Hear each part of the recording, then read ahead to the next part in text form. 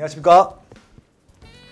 네, 투미부동산 김재경 소장님 모시고요. 2024년도 재개발 재건축 시장 우리가 어떻게 전략을 짜야 되고 준비해야 되는지 한번 알아보도록 하겠습니다. 네, 반갑습니다. 재개발 재건축 전문가 투미부동산 컨설팅의 김재경 소장입니다. 정말 재건축 재개발 분야에 있어서요 수준을 한 10단계는 올려주신 것 같아요. 일단은 박사지 않습니까? 아직 박사는 아닙니다만 저한테는 척척 박사이시기 때문에 그것도 뭐 법률적으로, 경제적으로, 투자적으로 모든 측면에서 다 고려하셔서 풀어주시기 때문에 정말 학계에서도 언론사에서도 그리고 저희 지금 투자자 입장에서도 굉장히 큰 도움을 받고 계시다라고 하는 것들을 드리면서 아무튼 오늘도 좀 잘 부탁드린다고 할 수 있을 것 같습니다. 2024 재개발 재건축 시장 어떻게 준비해야 되는지 한번 본론으로 한번 들어가 봅시다.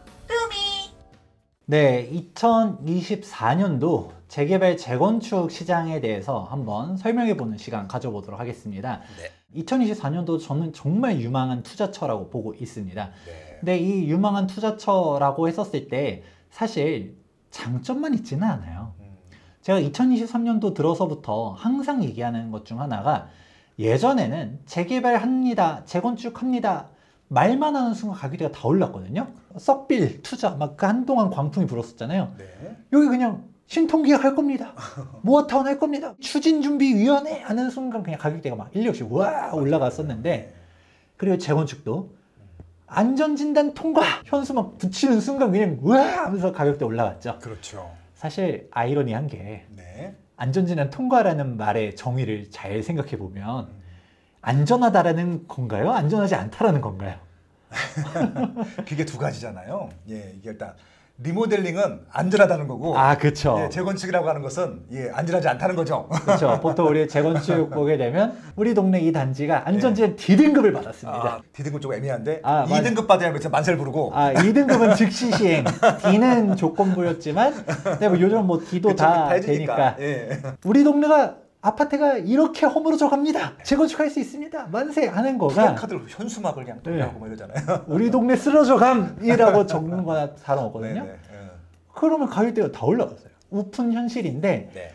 그런데 이제는 그렇게 말만 떠들면서 올라가는 시절은 끝났다. 네. 왜냐하면 신속통합기획 같은 경우도 그렇고 모아타운도 그렇고 너무 많이 지정됐어요. 서울만 하더라도 추진하는 지역만 했었을 때 100군데 됩니다. 그리고 그렇죠. 또 신규로 또 추진하려고 하는 데들까지 하면 더 많고요. 네. 안전진단도 똑같습니다. 안전진단은 이제 무력화가 됐거든요. 그러니까 그냥 넣었다면 다 통과잖아요. 네네.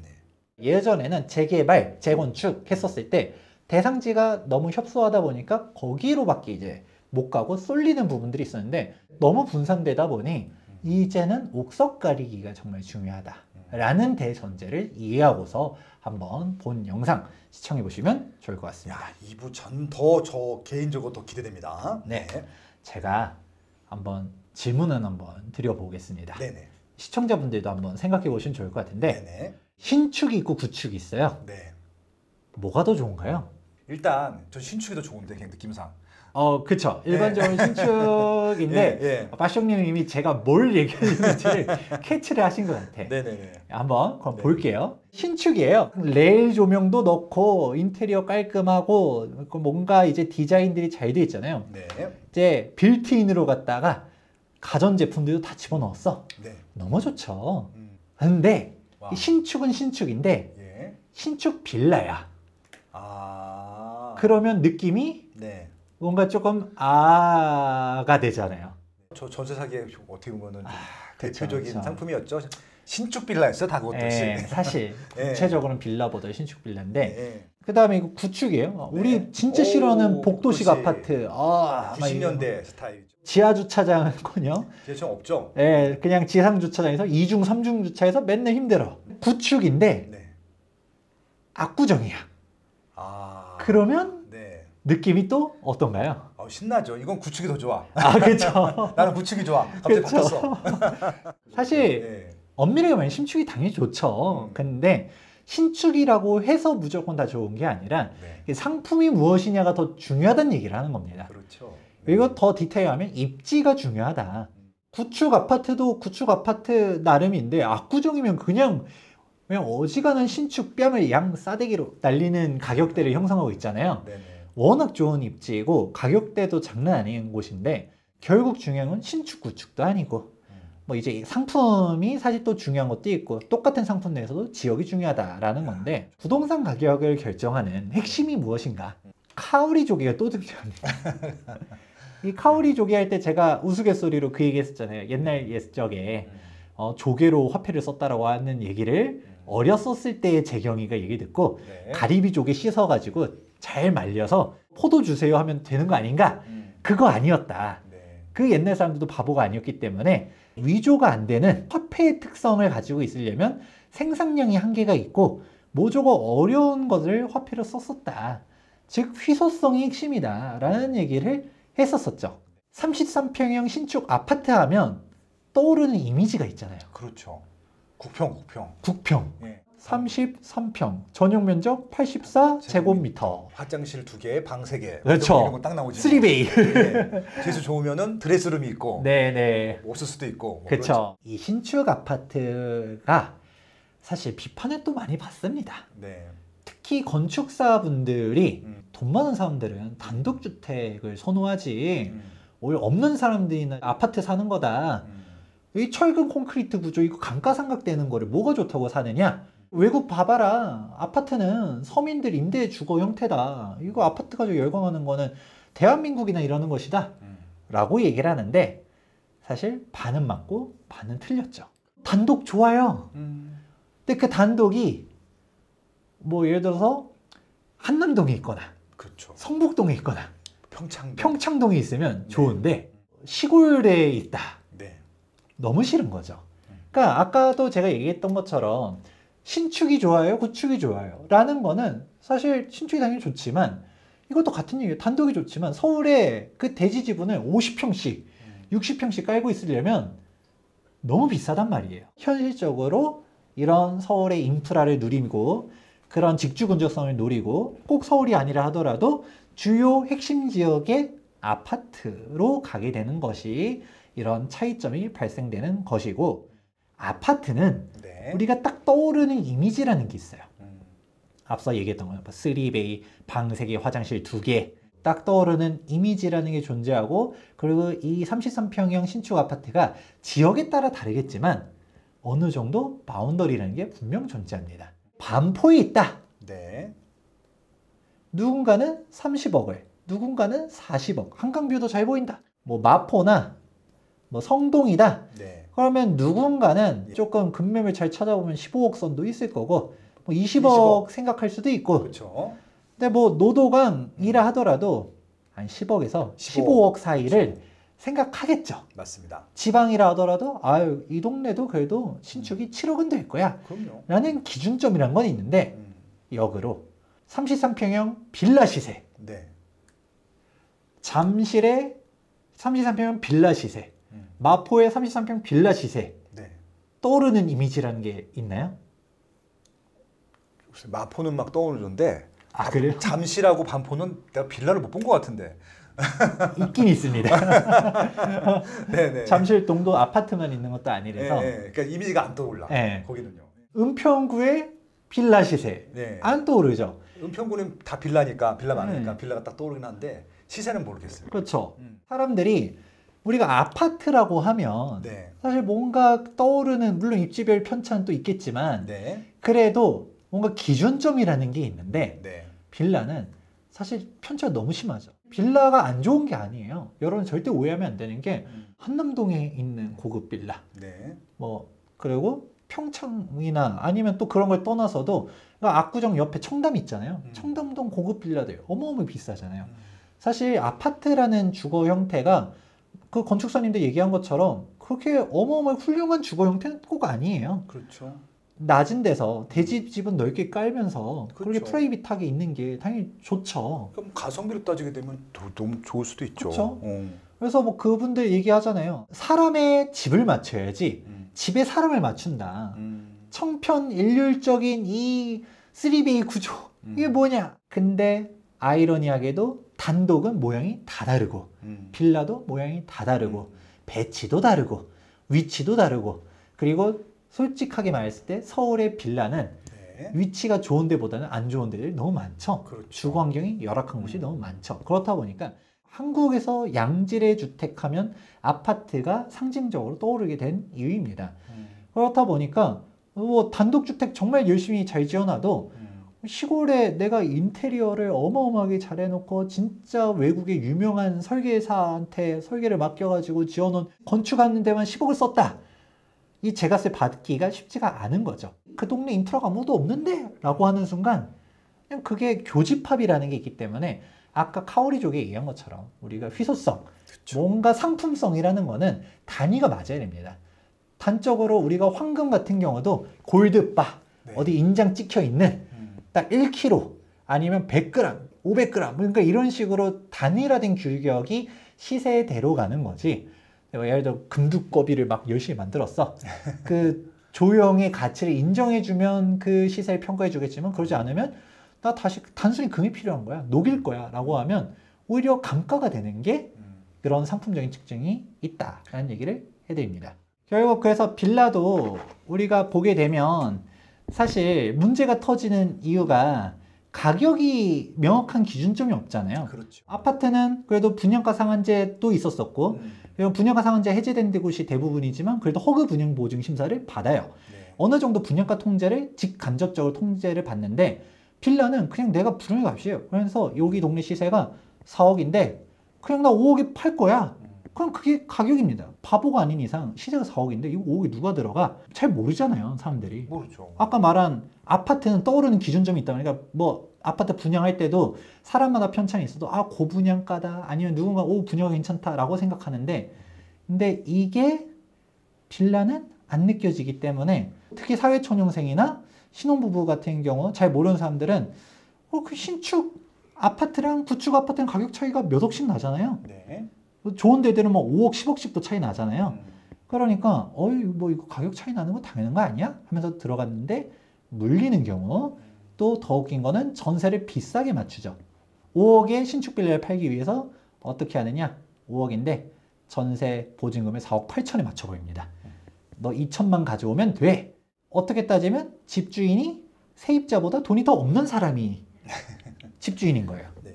그러니까 지금 경매에 막 어마어마하게 쏟아진다라고 하는데 네. 하나하나 이거 둘은 모르는 게 그 경매의 대부분이 오피스텔 빌라 상가예요. 맞습니다. 아파트는 경매도 별로 없고요. 나온다 하더라도 좋은 입지에 좋은 가격이 아니에요. 시세대로 입혀야 됩니다. 시세보다 1억 싸게 받았어요 라고 하면 발품 잘 팔면 뭐 그냥 부동산에서도 급매물도 잡을 수도 있거든요. 별로 경매로 돈 버는 사람들은 경매업자들, 경매 강사들이 돈 버는 거 아니냐라는 자주 섞인 얘기들도 있을 정도로 경매를 실질적으로 돈 벌기가 상당히 쉽지가 않고 이런 식으로 움직여지다 보니까 이 빌라들이 다 터져나가고 오히려 역전세를 맞았을 때도 아파트가 역전세는 더 세게 맞았어요. 그렇죠. 저희 아는 사람들도 3억 역전세, 5억 역전세 맞은 사람들이 많았거든요. 그래도 아파트는 경매를 안 던지죠. 왜? 자산 가치가 더 높으니까. 맞습니다. 그런데 빌라는 떨어지는 순간 오이 깡통인데 하면서 던져버리는 거죠. 최근 12월달 기사를 봐도 아파트 전월세는 계속적으로 높아지는데 빌라 오피스텔은 떨어진다 라는 그렇죠. 내용 나오고 있고 전세에 대한 부분들 때문에 뭐 빌라 거래량 뚝뚝 떨어지고 맞아요. 전세 사기 무섭다 거래량 떨어진다 아파트가 최고다라고 얘기하는 게 아니라 환경성이 좋다는 얘기를 해드렸었어요. 일부에서 건설시장과 주택시장을 구별해야 된다는 얘기 드렸죠. 그렇죠. 그래서 건설시장은 디테일하게는 신규주택시장, 기존 주택시장은 재고주택시장이라고 보게 됐을 때 네. 건설시장은 정말 어렵다는 얘기했어요. 맞습니다. 그런 신규 공급이 꺾이게 되면 재고주택 입장에서 호재죠, 이건. 그렇죠. 그런데 호재로만 다가오지 못하는 이유들이 있죠. 앞에 얘기했던 것처럼 태형, 이게 무너지기 시작했는데 이게 태형만 하더라도 건설 도급순위 16위권. 16위권 태형도 무너지는데 여러분들이 아는 건설사들 과연 얼마나 있을까요? 다른 데들은 또 어떨까라는 걸 좀 생각해 봐야 되는데 시행사랑 시공사랑 구별해야 된다. 대표적으로 시행사는 일명 디벨로퍼라고 부르는 네. 서울 말 그대로 끌고 가는 사람들이고 재개발 재건축 조합도 시행사나 다름없습니다. 그렇죠. 수행사란 조합이나 하는 역할이 똑같은 거니까. 네. 예. 그런 거고 네. 그럼 우리가 레고랜드 때도 한번 얘기했었던 PF 구조들을 한번 다시 보게 되면 시행사가 엎어지기 시작하니까 시공사에도 이 리스크가 전이가 되는 거고 이 리스크가 금융권, 일명 대주단이라고 말하는 데로도 연결이 되는 게 기본적인 골자다. 지금 PF들 계속 힘들고 시장 원칙에 따라서 옥석 가리기 할 거다, 정리할 거다. 내년도는 계속 어려울 겁니다. 그러면 단적으로 폐업을 지금도 이미 많이 해요. 그렇죠. 어마어마하게 하고 있습니다. 보게 되면 상반기만 하더라도 그냥 전문 건설업체 1,500곳 넘게 폐업하고 네. 종합건설사 248곳 폐업했는데 내 하반기까지 보게 되면 종합건설사가 551곳이 폐업했습니다. 이미 건설사들은 어마어마하게 무너지고 있어요. 맞아요. 네. 우리가 못 들어본 곳들이라서 그동안 무시했을 수는 있겠지만 도급 순위를 100개까지 가게 됐을 때 여러분들이 여기서 아는 곳이 20곳 알면 그나마 대단한 거예요. 도미노가 약한 고리부터 끊어지면서 움직이는 건데 터지게 됐을 때 과연 어떻게 될 것이냐 라는 겁니다. 그러면 이거를 건설업체가 위험하게 됐었을 때 단순히 건설업체 위험하겠다라고 끝나는 게 아니라 살아남을 곳은 어딘가. 이미 동부라든가 코오롱이라든가 뭐 하다못해 진짜 메이저 중에서는 롯데도 위험하다는 얘기들이 많이 나오잖아요. 그렇죠. 롯데도 아마 태형만큼이나 계속 해제가 됐었죠.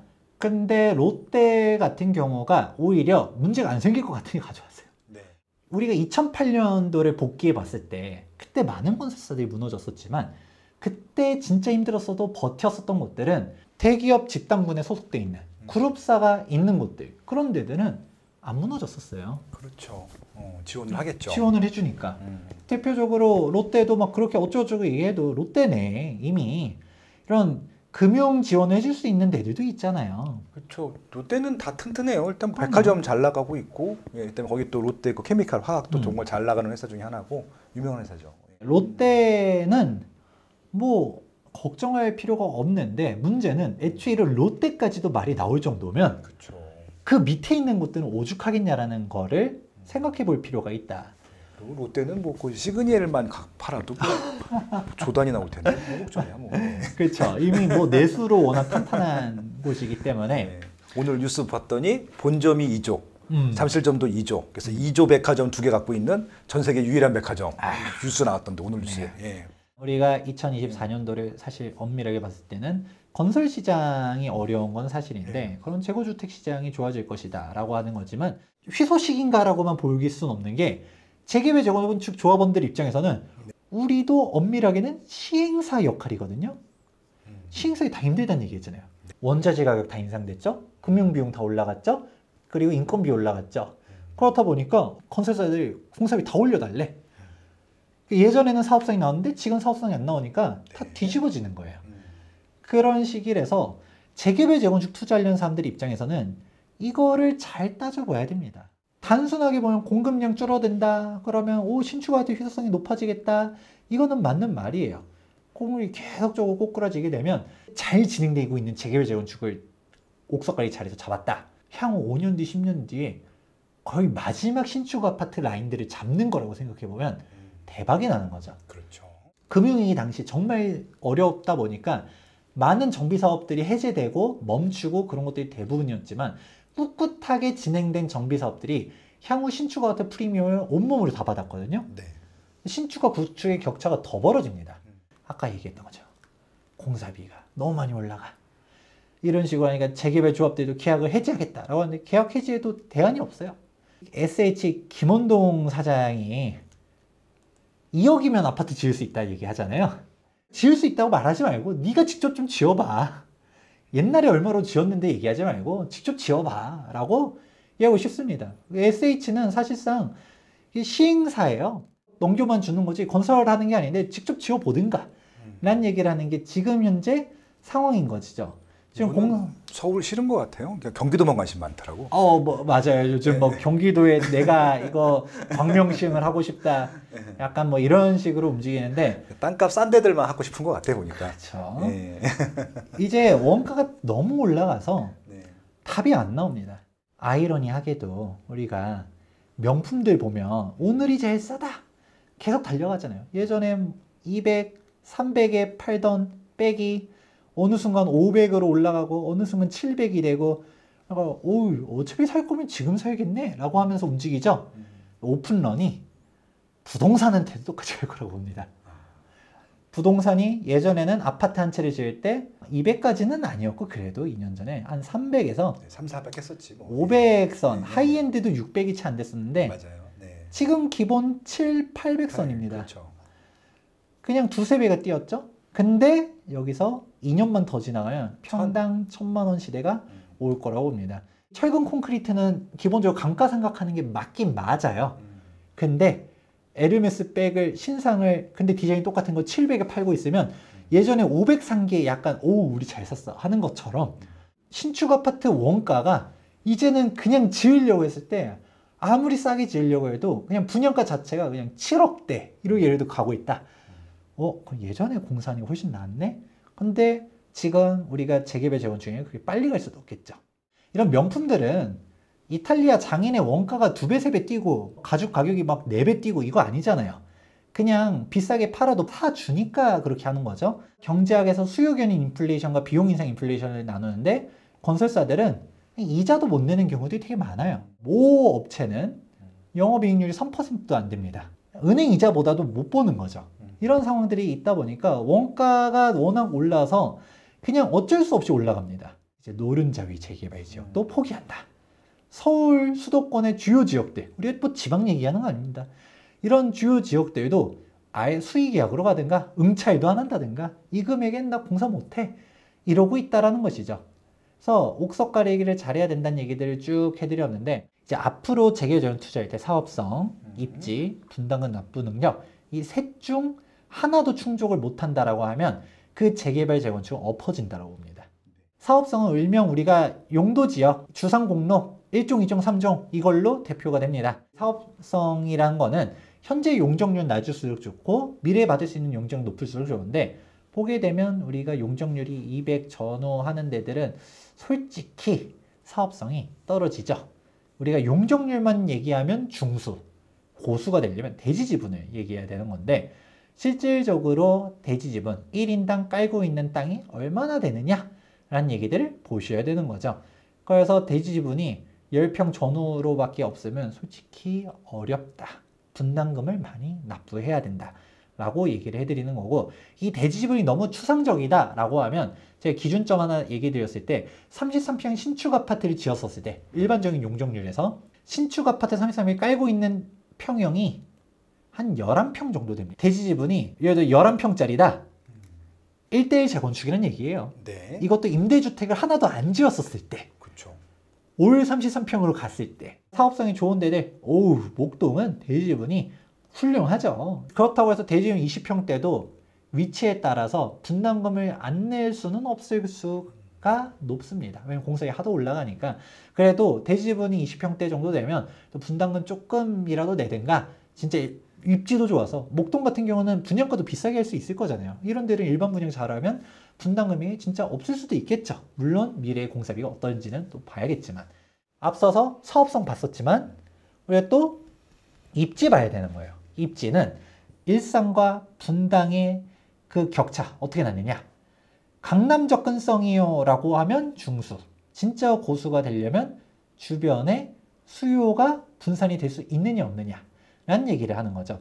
분당 같은 경우는 뭐 판교 개발하고 뭐하고 한 다음에는 뭐 구성남, 분당, 판교 그 다음에 이제 용인 쭉쭉 내려가다가 동탄까지 빈 땅이 없어요.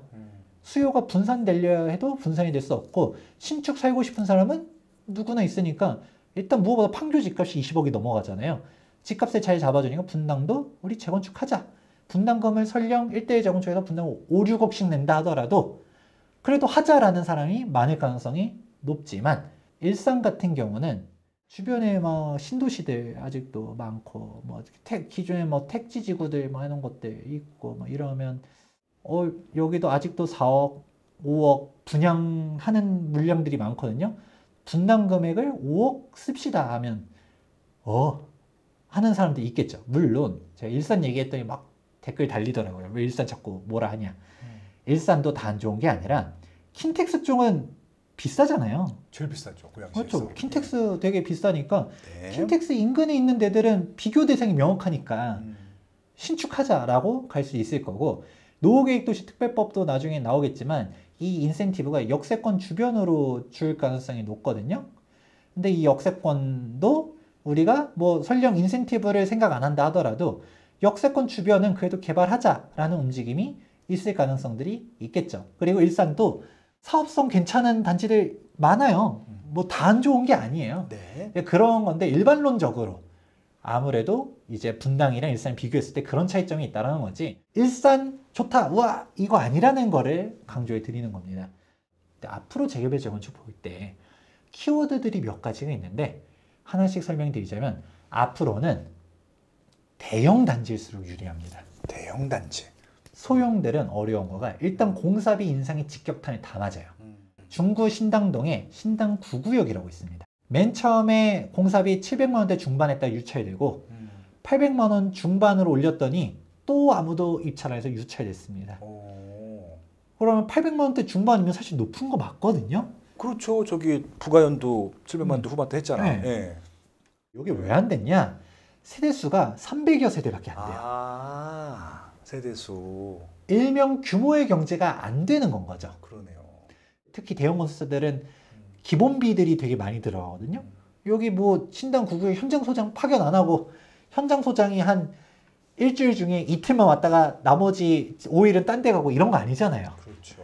그러니까 조금하면 조금할수록 어렵다. 그렇기 때문에 모아타운 같은 경우도 제가 모아타운이 안 좋다라는 게 아니에요. 모아타운도 좋은 데들이 있습니다만 근데 상대적으로 봤을 때 모였을 때는 2,000, 3,000 세대지만 개별 조합들 별로는 몇백 세대밖에 안 되는 데들이 너무 많아요. 공사비 인상의 직격탄이 많고 신통기획과 모아타운을 비교하면 모아타운이 권리산정 기준이 좀 더 뒤로 가 있거든요. 쪼개기가 더 만연합니다. 사업성이 더 떨어져요. 사업성, 입지, 분당은 납부 능력 얘기를 해드렸는데 사업성 떨어질 거고 입지 사실 모아타운 중에서 입지 좋은 데도 있지만 사실 안 좋은 데들도 많거든요. 결국은 돈만 내면 해줘요. 분담금 5억 내라, 6억 내라 라고 하면 갑니다. 마포구에 있는 모 모아타운이 분담금액 추산액만 5억이에요. 지금 아직 초기인데도. 그러면 실질적으로 네, 마포구에 있는. 못 가요. 근데 실질적으로는 아마 6억 이상 될 가능성이 높겠죠. 그러니까 모아타운에 지금부터. 있는 분들은 저기 경제력이 없어. 그렇죠. 특히 재건축과 다르게 재개발 같은 경우는 네. 그 동네에 조금 돈이 없으신 분들이 그렇죠, 더 많다 그렇죠. 보니까 예. 그래서 모아타운 하는 건데. 5억을 못 낼 가능성이 높은데 그래도 마포고 예. 그럼 마포의 신축 가격대가 20억대다. 그렇죠. 그러면 우리가 5억 내도 미래가치가 있다라고 판단하는 사람들이 상대적으로 많을 거고 또 한강변이다. 한강뷰 뭐 이러면서 갈 수 있는 사람들이 그래도 상대적으로 많겠죠. 그러니까 그걸 근데 또 사고 팔게 해주면 되는데 못 사잖아 또. 전매 제한 걸리잖아요. 신통기획 같은 또 전매 제한 네. 때문에 그게 그러니까 투자자가 들어갈 수 있게 해주면 모르겠는데 못 들어갈 테니까 이건 그냥 안 되는 거예요. 그렇게. 말 나온 김에 얘기하자면 저는 네. 토지거래 허가구역은 풀어야 된다고 봅니다. 맞아요. 왜냐하면 배수의 진을 치게 하면 네. 무조건 결사 반대로 가게 돼 있기 그렇죠. 때문에 네. 팔 사람은 팔 수 있게 해주고 들어갈 사람은 들어가게 해주고 그냥 경제력이 있는 사람이 들어가서 개발을 하는 게 좋은 거잖아요. 그 입지도 그러니까 못하게 경제력 있는 사람들은 못 들어가게 하고 있는 네. 사람들은 못 하고 그런 거잖아요. 네. 예. 앞으로는 세대수에 대한 부분들이 포인트가 될 것이다 얘기를 해드리고 네. 이거를 극단적으로 알 수 있는 게 최근에 또 이슈됐던 것 중 하나가 노량진 1구역이 유찰됐어요. 720인가 30인가 730만 원. 30 맞죠? 예. 아무도 안 들어간 거예요. 사실 이건 놀라웠던 것 중 하나가 노량진 뉴타운의 많은 구역들 중에서 노량진 1구역이 가장 커요. 압도적이죠, 뭐 압도적. 세대수도 약 3,000세대예요. 예, 입지도 제일 좋고. 입지도 제일 좋아요. 예. 삼성 예, 레미안이랑 이제 GS 자이랑 이 파전이 붙을 것이다 라는 의견들이 많았거든요. 왜냐면 현대 DH나 DL, ENC, 아크로라든지 뭐 대우 서밋이라든지 다들 뭐 하나씩 단독 수주들 노량진의 브랜드들이 달았는데 네. 자이는 6구역이 컨소로 들어갔기 때문에 단독 시공하는 게 없고 레미안 없다 보니까 다들 노릴 거다 했는데 이 공사비로는 못 짓는다. 특히 자이는 조금 무리하더라도 갈 거다라는 의견들도 있었어요. 네. 워낙 분위기가 요즘 안 좋았다 보니까. 아, 자 요새 어려워. 네. 근데도 안 들어갔을 때는 그만큼 이제 공사비가 이게 감당이 안 되는 거고 금방 800만 원대가 이제 일반화가 될 것이다. 이제는 8,900선으로 갈 가능성이 매우 높아지고 또 최근에 이슈 나온 것 중 하나가 12월 달에 대우가 여의도 공작 아파트 재건축을 수주했는데 그렇죠. 제일 먼저 했죠, 수주 이제. 공사비가 거의 1,100만 원입니다. 거긴 완전 고급으로 가야 되니까. 주상복합으로 갈 거잖아요, 거의. 그렇죠. 예. 네, 이게 또 포인트 중 하나가 일단 하이엔드 들어가면 예. 비싸지고 예. 또 공작 아파트가 또 세대수가 네. 많지가 않아요. 네. 아까 말한 세대수 걸리죠? 네. 하이엔드로 가죠? 네. 또 여기가 49층으로 가거든요. 고층으로 가면 공사비가 막 기하급수로 올라가죠. 또 올라가요. 예, 설비가 달라져서. 일반적인 20, 30층대 아파트보다 초고층으로 가면 공사 기간도 30% 늘어나고 그렇죠. 공사비도 30% 늘어난다라고 통상 얘기를 합니다. 뭐 디테일한 거는 또 다르고 여기는 그럼에도 불구하고 더 많이 올라가는 거는 하이엔드로 가는 것도 있으니까. 그렇죠. 그렇다고 해서 우리가 여의도 걱정 안 하잖아요. 여의도는 뭐 부자 동네인데 뭐. 그렇죠. 이미 원래 돈도 있고 원주민들이 부자야. 예. 저 원주민도 돈도 많고 애초에 서울은 네. 분양이 너무 잘 돼요. 네. 그냥 청약 경쟁이 장난 아니고 분양이 계속 올라가도 분양 받고 싶은 사람도 많고 여의도 공적 아파트 뭐 예를 들어 20억에 분양한다 했었을 때 사람들이 받을까요 안 받을까요? 당장 달려가겠죠. 30억에도 받을 거야. 30억에 한다 해도 여의도 신축 예. 달려가겠죠. 입지가 좋으면 사실 사업성이 어느 정도 떨어져도 그렇죠. 어느 정도 입지가 상충되게 어느 정도 상쇄시켜주는 부분들이 있습니다. 설령 강북에 뭐 예를 들어 800세대 분양을 하면 사업성 좋다 생각하는데 강남에 300세대 분양해도 이 분양 수익이 더 클 수도 있고요. 그럼요. 그리고 자기 또 나름대로 특화 설계하면 더 인기 많을 수도 있고. 오히려 네. 예를 들어 2000세대 분양한다라고 했었을 때 이게 지방의 모 중소도시다라고 하면 이거 미분양 나는 거 아니야? 오히려 이걸 걱정할걸요? 즉 그렇죠. 위치가 더 중요하다. 지금 지방이냐 뭐냐 사업성이라는 게 입지도 잘 따져봐야 된다는 겁니다. 그래서 저는 재건축이나 이런 얘기를 할 때 대지집은 몇 평 이상이면 갑니다. 이런 얘기는 저는 한 번도 한 적이 없어요. 오히려 그걸 단언하는 사람들이 되게 무서운 거예요. 그렇죠.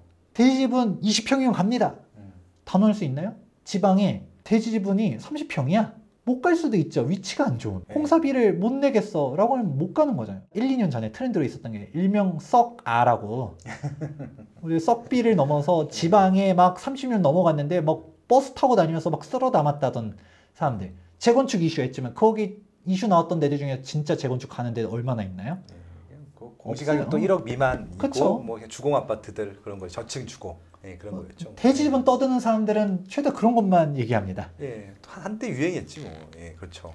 되려면 분양을 누가 받아줘야 되는 거죠. 그거를 실질적으로 따져봐야 되고 서울이라 해도 대지분이 몇 평 이상 이런 거 없습니다. 사업성 떨어져도 강남이면 가요.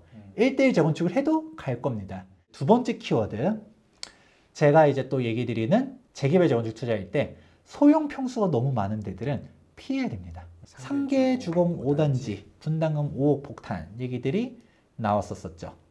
사실 조금 악수를 두었다고 저는 개인적으로 생각을 해요. 여기 GS건설이랑 시공계약을 해지했는데 네. 그럼 GS건설의 공사비가 얼마였냐? 600만 원대였어요. 과연 600만 원대 GS를 걷어찬 다음에 뭐 더 좋은 조건의 좋은 시공사를 구할 수 있을까? 라는 의문이 있거든요. 물론 잘 되길 바라는데 조금 우려점이 있습니다. 그런데 상계주공 5단지가 뭐가 문제였냐면 일전에 이 상계주공 5단지 관련해서 상세하게 찍은 영상이 있었지만 핵심은 이거였습니다. 용적률이 100%도 안 되던 용적률에서 그렇죠. 사업성이 좋다. 여기 있다. 그런 거지 뭐. 예. 무려 299, 약 300 맥시멈까지 꽉꽉 눌러 3배에 담았습니다. 커지는 거죠. 3배. 와. 근데 이게 안 됐었던 이유는 결론적으로 얘기하면 1.5룸이었다. 1.5룸으로 840세대가 있었었는데 내가 깔고 있는 대지 지분이 12평밖에 안 되잖아요. 정확하게 네. 33평으로만 모두 다 바꿨습니다. 그러면 아까 33평형 평균 대지 지분이 11평이라 했죠. 네. 그러면 1대1 재건축인 거예요. 그나마 여긴 용적률 인센티브 받고 뭐하고 했었지만 840세대가 996세대였는데 공공분양으로만 다 들어갔지 일반 분양이 없어요. 네. 조합원들 중에 청산 신청하지 않는 이상은 분양은 없습니다. 그렇기 때문에 공사비를 내가 다 온전히 다 부담해야 되는 거죠. 공공분양은 원가도 안 되게 매수해 나가는 경우가 부지기수다 보니까 여기 사업성 때문에 논란되면 원가대로 받아주길 좀 바라는데 소용이 너무 많은 데들은 우리가 1.5룸 있는 사람들이 1대1로 가면서 너 1.5룸 신축으로 가. 받아들일까요? 아니죠. 최소 25평을 받고 싶어 하겠죠. 분당은 괜찮아요 라고 했지만 분당도 다들 뭐 통합 가겠다라고 하면서 움직이고 있잖아요. 그런데 얘네가 잘 갈 수 있을까 없을까 살펴볼 때 물론 분당은 그래도 갈 거라고 보지만 이견들이 없이 잘 가는 데와 또 싸우고 붙고 지지고 할 수 있는 곳들은 있을 수 있잖아요. 시간적으로. 아까 용적률 얘기했었죠? 근데 용적률에서 우리가 플랫폼 제가 3가지 얘기 드릴 거예요. 일단은 용적률 보기 쉬운 거는 호객 논어에서 여기 클릭하면 옵션 중에서 용적률 체크했을 때 이게 쭉쭉 나옵니다. 호객 논어 용적률, 호객 논어 용적률. 네. 자, 그러면 대부분 용적률이 200% 전후하는구나 라는 거 보여지는데 대지 지분이 더 중요하다 했어요. 네. 대지 지분은 아실에서 잘 나와 있어요. 역시 이거 클릭하면 나오는데 딱 이렇게 봤을 때 느낌이 어떤가요? 생각한 것보다 분당이 사업성이 떨어진다라고 많이 들어봤는데 대지 부분이 생각보다 높아. 왜 대지 지분 문제가 생기느냐? 라는 거는 아까 말한 소형 평수가 함정이 있습니다. 디스코를 가보면 네. 아까 그 평균 대지 지분이 잘 계산했을 거라고 믿지만 그거 제가 직접 비교해 본 게 아니니까 뭐 아까 말한 게 무조건 맞는지는까지는 모르겠어요. 그러면 우리가 실질적으로 따져봤을 때 서현역에 우리가 이렇게 통합 재건축 하려고들 하잖아요. 근데 여기서 하나를 단지 딱 찍어 봅니다. 평균 대지분 15평 했는데 소형 평수가 있네? 대지집은 32제곱미터면 평으로 따졌을 때 9평입니다. 1.5룸? 그러면 나도 원하는 건 33평을 원하겠죠. 네. 얘네들이 평들이 다 잡아먹어 갑니다. 용적률들을. 이런 옵션도 있었으면 좋겠지만 소형이 얼마나 있고 각 평별 대지 지분이 얼마나 있는지를 따져보시는 것도 우리가 디테일하게 들어가는 포인트입니다. 안 좋은 데보다는 좋은 데 얘기하는 게 사실 욕을 덜 먹잖아요. 양지 1단지, 네. 양지 2단지, 뭐 3, 4단지 이런 데는 전반적으로 다 대형이에요. 그렇죠. 가장 소형 평수도 널찍널찍합니다. 방 3개, 화장실 2개. 그러니까 대지집이 넓은 거예요. 33평형이 가장 작은 평수야 라고 하게 되면 이런 데들은 재건축할 때 전혀 이견이 없어요. 네. 그래서 설령 용적률이 비슷해도 소형 평수가 많은 곳들은 아까 말했던 것처럼 적당히 늘어나는 게 아니라 최소 주거 전용 면적을 원하잖아요. 네. 나는 아무리 못해 25평을 원해 라고 하는 순간 걔네들이 용적률 다 잡아먹어요. 3번째 키워드 이제 또 나오면 이제는 상가도 문제예요. 음마아파트가 20년 만에 조합설립 인가를 받았는데 이 음마아파트가 조합설립 시점에 추산한 금액대가 동일평형으로 이전을 할 때, 즉 33평에 30평형대로 갔었을 때가 4억 원의 분담금을 납부하는 것으로 추산을 했었고요. 네. 근데 예를 들어서 내가 큰 평수로 가야겠다라고 하면 최대 7억 7천이라고 합니다. 근데 우린 다 알고 있죠. 네. 조합설립 때 추산한 금액대로 가는 경우가 99% 없습니다. 네. 있다라면 저한테 좀 알려주세요. 그럼 그 이상이 될 가능성이 높은데 음마아파트 왜 이렇게 분담금 많이 내지? 라고 했었을 때 그 음마아파트의 대지 지분이 평균 15평. 사업성이 안 좋다가 아니라 사실 대지 지분 15평인데도 여기 대치동이잖아요. 면적도 넓고 일반 분양도 비싸게 할 거잖아요. 좋은데 근데 얘네들 사업성이 왜 이렇게 떨어졌냐? 상가. 결국 음마아파트 조합 설립이 된 게 조합원들 이 비율을 합의를 해서 그래요. 이 지분율 0.1로 했잖아요. 그렇다 보니까 상가 있는 사람도 나도 아파트 받고 싶어 하는 거죠. 그래 버리니까 우리 일명 상가 쪼개기들, 앞서서도 모아타운이나 신통기행 얘기했을 때 쪼개기, 신축 빌라들이 재개발을 막는다 얘기했던 것처럼 재건축을 막는 게 일명 상가 지분 쪼개기가 있는 것이죠. 이 상가 지분 쪼개기가 많이 된 곳들은 일반 분양 재출이 쭉쭉 떨어집니다. 사실 이건 진짜 악의 축이라고 좀 봐요.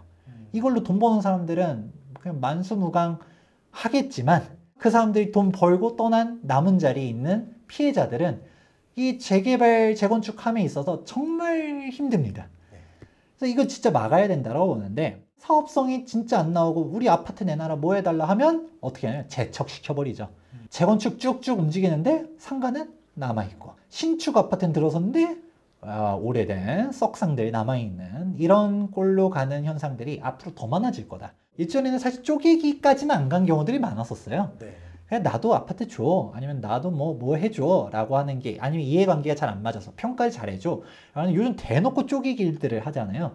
그러니까 쪼개기 많이 된 상가가 있는 곳들은 사실 말썽이 될 가능성이 매우 크다. 빌라랑 똑같아요. 빌라 같은 경우도 사이드에 있으면 노후도 때문에 사업성 때문에 재척시켜 버리니까 한가운데 있어요. 나 재척시키기 어려울걸? 마치 뭐 사랑교회처럼. 근데 사랑교회도 재척시키잖아요. 네. 그런 것처럼 상가도 단지 내 한복판에 있는 상가예요. 사이드에 있는 상가면 재척시키기 쉽겠지만 그렇지 않아요 라고 해도 진짜 시키려고 마음을 먹으면 여긴 너무 칼질이 너무 심각하다. 오려내서 너네 알아서 해. 상가 쪽인 거 투자하는 거는 하이 리턴, 슈퍼 하이 리스크다 라는 표현도 해드렸었죠. 네 번째 포인트. 저는 일기 신도시 정비가 잘 되길 바래요. 네. 노후계획도시 특별법도 드디어 국회 본회의도 통과를 했어요. 네. 근데 이거를 특별법을 너무 믿지 말아라는 얘기를 하죠. 특별법이 없어도 갈 수 있는 곳들이 될 가능성이 매우 높다라는 얘기를 해드리는데 그래도 특별법이 적용된다면 아무래도 역세권 중심으로 될 가능성이 높다. 대중교통으로 수용할 수 있는 데들로 간다. 다 용적률 인센티브 주면 좋겠지만 차 끌고 나오면 맨날 막히는데 이거 어떡할 거예요. 그렇기 때문에 여기 역세권만 용적률 인센티브 줄 가능성이 매우 높다는 얘기들도 해드렸고 물론 그렇다 해서 역세권만 무조건 다 된다라기보다는 역차별 논란을 뚫고 가야 되는 그런 부분도 있기 때문에 사실 역세권은 역세권대로 가격대가 비싸잖아요. 내가 편의에 의해서도 정비가 될 가능성은 높습니다. 길게 봤을 때는 경기도 투자의 마지노선은 일기 신도시라고 봐요. 일기 신도시를 벗어나면 진짜 위험할 것이다 라고 봅니다. 일기 신도시도 아까 말한 것처럼 특별법 적용되고 역차별해서 우리도 다 해줘야 뭐요 하다가 그냥 진짜 용적을 막 풀어줬다. 그러면 더 멀리 있는 경기도는 어떻게 될까요? 지옥이 열릴 가능성이 높고 그럼에도 불구하고 일기 신도시 정비를 지금 해줘야 되는 게 타마뉴타운 빈집들이 넘친대요. 근데 여기서도 막상 역세권은 정비가 돼요. 역세권은 사람들이 살고 싶어 하잖아요. 근데 멀리 있는 데는 노인들밖에 없고 그런 데는 정비도 안 되고 내 나이가 지금 70인데 나 여기서 그냥 색을 마감할 생각인데 뭘 이주를 하라고 해. 애초에 뭐 재건축하는데 돈이 5억 필요하다고 나 돈 없어. 특혜 시비 이런 거 따질 거 없이 진짜 특혜를 줘서라도 정비를 함에 있어서 지금이 마지노선이라고 봅니다. 골든타임을 꼭 잡아야 된다. 노후계획 도시들 정비가 잘 되길 바란다. 상기 신도시 입주가 본격화되는 거는 나중 얘기잖아요. 네. 진짜 여기가 인프라까지 잘 갖춰지려면 거의 20년 뒤 얘기가 될 거란 말이죠. 그러면 교통이 더 막히겠죠. 오히려 그럼 여기서 인프라 갖춰진 곳들 일기 신도시 외라고 한다 하더라도 신도시들은 인프라들이 잘 갖춰져 있잖아요. 이런 신도시들이 오히려 날 수도 있다. 어정쩡한 곳들 일기 신도시보다 멀리 있는 어정쩡한 구축, 재건축 추진 이런 데는 솔직히 어려울 수 있다는 얘기를 해드려요. 그래서 재건축 투자를 했을 때 아까 입지 봐야 된다는 얘기 했잖아요. 경기도에서 재건축 투자는 마지노선이 일기 신도시다. 일기 신도시조차도 이런 유령 도시가 되냐 아니냐 이런 얘기들 하는 마당에 우리 동네도 30년 됐는데 될까요? 진지하게 잘 생각해 보세요. 결국 핵심은 사업성. 네. 사업성 높으면 가요. 아까 경기도 얘기했지만 사업성이 너무 좋아. 대지분 30평 넘어가. 네. 그래도 뭐 쭉쭉 갈 수 있을 것 같아. 일반 분양세를 뭐 하나? 그럼 가겠죠. 네. 내 돈 안 쓰면 가는 거지. 그렇죠. 예. 근데 사업성이 떨어져 입지가 좋으면 잠원동에 있는 재건축들 사업성 안 좋은 데들이 있거든요. 그래도 반포지 값이 얼만데 우리 한강변이야. 네. 그럼 우리도 4, 50억 갈 건데 분담금 내야지. 결국 입지가 좋으면 서울시 사업성이 떨어져 어느 정도 상호 보완적인 관계가 있다. 근데 결국 돈만 내면 건설사는 다 지어줘요. 그럼요. 지리산 꼭대기에도 지을 하면 지지. 그렇죠. 예. 평당 1,000만 원 준다고 하면 어떻게든 다 지어줍니다. 결국 돌고 돌아서 이게 미묘하게 포인트는 다르지만 또 미묘하게 연결되어 있는 게 분당은 납부 능력이 되는 사람들도 입지가 좋은 곳들이 있는 사람들이 또 분당을 냅니다. 그렇죠. 대표적으로 동부 이촌동의 레미안 첼리투스 예. 1대1 재건축의 상징이었죠. 재초환도 정말 큰 문제점입니다. 근데 이 재초환을 피할 수는 없지만 어느 정도 상쇄시킬 수 있는 게 이럴 바에는 고급화로 가자. 결국 아껴서 뭐 일반 분양 많이 해봤자 초과이익 환수금으로 두들겨 맞을 바에는 차라리 1대1 재건축하면서 초고층 지으면서 그냥 고급화로 하이엔드로 가는 게 분담금은 많이 내겠죠. 근데 재건축 부담금은 낮게 내겠죠. 그렇죠. 원가가 올라가니까. 대표적인 케이스 레미안, 첼리투스 이 도곡 렉스를 재건축할 때 당시 분담 금액이 5억 4천이었어요.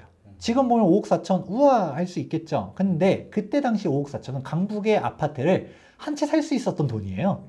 8사로 살 수 있었어. 8사로. 좋은 아파트. 마영성 다 살 수 있었어. 그런 네. 돈을 재건축에 태웠다라는 것 자체가 이분들의 능력이 정말 대단하고 그때 금융위기 터지고 막 경기 안 좋을 때 결심을 내렸다는 게 정말 부의 품격이 느껴지는 임대주택 필요 없다 하는 건 거죠. 우리가 역으로 생각해보면 이렇게 돈을 낼 수 있는 지역들, 입지들 정말 비싼 데들 아닐까요? 네.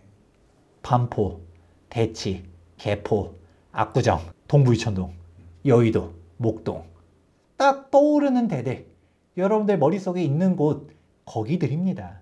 솔직히 그런 데들은 사업성을 따지지 않죠. 지금 첼리투스 50억까지도 가고 막 그랬었잖아요. 네. 그러니까 재건축을 해도 오히려 프리미엄으로 품격 있게 가는 게 결론적으로는 좋을 수도 있다. 결국은 핵심을 관통하는 키워드는 희소성입니다. 입지, 지역적인 것도 있을 거고 상품에 대한 것들도 있을 거고 분당이다. 그래 분당에 신축을 짓고 싶은 사람이 훨씬 더 많겠죠. 그 동네의 신축이 가치가 있으니까 이 희소성이라는 키워드 하나로 다 정리가 될 수 있다는 것입니다. 여의도, 목동, 압구정 딱 이런 식으로 좋은 데들 재개발에서는 한남, 성수 대표적인 대장 지역들 이런 데들의 가치가 가면 갈수록 높아지는 거고 이런 지역들만이 정비사업이 되기 때문에 향후 신축 아파트 프리미엄들을 어마어마하게 받아갈 가능성이 높다. 신축이라 하더라도 똑같은 신축이 아니다. 위치가 좋은 신축이 당연히 더 좋을 거고 여기서도 20평대보다는 30평대, 30평대는 40평대, 40평대보다는 50평대가 훨씬 더 가치가 있다라는 얘기를 해드립니다. 역전세란이 어마어마하게 심각했을 때도 저희 가족들은 역전세를 1원도 안 맞았습니다. 저희는 다 40평대, 50평대를 들고 있거든요. 네. 그 동네의 가장 큰 평수를 항상 가지고 있어요. 50평대 없어서 40평대를 받은 거예요. 이러면 대형 물건을 가지고 있어서 받았냐? 옛날에는 오히려 소형 평수가 대세입니다. 1인 가구 증가 이렇게 떠들던 제가 봤을 때 비전문가 같은데 그런 사람들이 많았다 보니까 오히려 권리가 큰 사람이 다 20평대로 가서 2014년도, 2015년도 이때 일반 분양한 물건들 보다 보면 20평대는 조합원들 1층부터 탑층까지 다 가져간 경우들도 많았었어요. 30평대 일반 분양 나오고 40평대도 일반 분양 막 나오고 그랬었던 건데 오히려 지금은 달라진 거죠. 실소유자들이 많이 사갔고 그래서 전월세가 많지 않고 그렇다 보니까 황금성은 조금 떨어질 수는 있어요. 워낙 무겁다 보니까. 근데 가치 방어에 매우 뛰어나다라는 얘기들도 해드립니다. 그래서 여러분들 중에서 큰 평수 당연히 가셔야 되는 거고요. 그리고 당연하겠지만 사람들이 원하는 지역, 많이 쏠리는 지역들이 앞으로도 살아남을 것이다. 그리고 주택 보급률, 진보 경제학자분들 그런 얘기 하잖아요. 주택 공급은 충분하다. 초과 수요 때문이다. 근데 그 초과 수요도 사실 지방을 원하는 게 아니죠. 서울 자체는 반지하방 다 포함시켜도 100도 안 되는 게 현실인 거고 우리가 원하는 거는 양질의 상품들인데 아파트로만 통계에 놓고 본다 하더라도 노후주택들이 워낙 많기 때문에 신축 아파트의 희소성들은 앞으로 높아질 것이다. 그래서 이제 신축 아파트들도 똑같은 신축 아파트가 아니라 앞서서 얘기했잖아요. 재건축 같은 경우는 1기 신도시 범위가 마지노선이라고 본 이유가 3기 신도시들이 막 들어서면 5억, 6억 이렇게 아니면 싸게는 4억 이렇게 분양해 봤을 때 다른 정비 사업들이 될 가능성이 높을까요? 없을까요? 저는 어려울 거라고 보고 네. 실질적으로 더 깊게 들어가면 아예 장기적으로 한 당장은 아니겠지만 20년 후 이렇게 위치 좋은 데들을 막 입주하기 시작하면 교통 대란이 나올 겁니다. 우리 위례신사선도 언제적 위례신사선이에요? 언제 개통할지 아직도 알 수 없는데 과연 정부가 이 교통 대책들 청사진대로 할 수 있을까요? 전 부정적으로 봅니다. 그렇기 때문에 결국 살아남는 입지들을 보셔라. 그리고 공급량 계속 줄어들기 때문에 얻고 싶은 신축 아파트 그리고 구도심들은 밀실주택들이 많죠. 주택의 순증이 별로 안 되는 곳 결국 이것도 희소성이랑 연결되는 거. 앞으로 공급량이 계속적으로 준다. 투자를 한다 하더라도 신축 아파트거나 신축을 받을 수 있는 권리 분양권, 입주권으로 정리되는 이유가 여러분들이 그러면 신축을 받고 싶었을 때 신축이 너무 비싸서 재개발 재건축 투자를 하고 싶다. 강조드린 세 가지 사업성 입지, 부담금, 납부 능력 이거를 꼭 검토를 하시면서 투자를 하셔야 성공하는 투자를 할 수 있다. 이렇게 마무리해 드리도록 하겠습니다. 사업성 입지, 부담금 납부 능력이 있는 입주민들, 조합원들 구성해 보면은, 조합을 해보면은 내년에 어딜 투자해야 될지 아실 수 있을 것 같고요. 다행히 이게 막 올라가는 시장이면 부담스러우실 텐데 오히려 지금 좀 침체되고 있기 때문에 조금 가시권에 있는 좀 가격대까지 내려온 지역들도 있어서 한번 조합을 해보시면은 아마 있지 않을까라는 생각이 들기도 합니다. 구체적인 것들은 또 스마트 투보에 있는 강의들 좀 들어보시면 좋을 것 같고요. 또 김재근 선생님이 만드시는 컨텐츠 계속 또 추적해 보시면은 아마 내년도도 좋은 정보 전달해 주시지 않을까라는 생각이 들기도 합니다. 그동안 푸미TV를 열심히 시청하셨던 분들 같은 경우는 이미 빠숑의 세상다싸기에 나와서도 부분적으로는 얘기한 내용들이 정말 많습니다.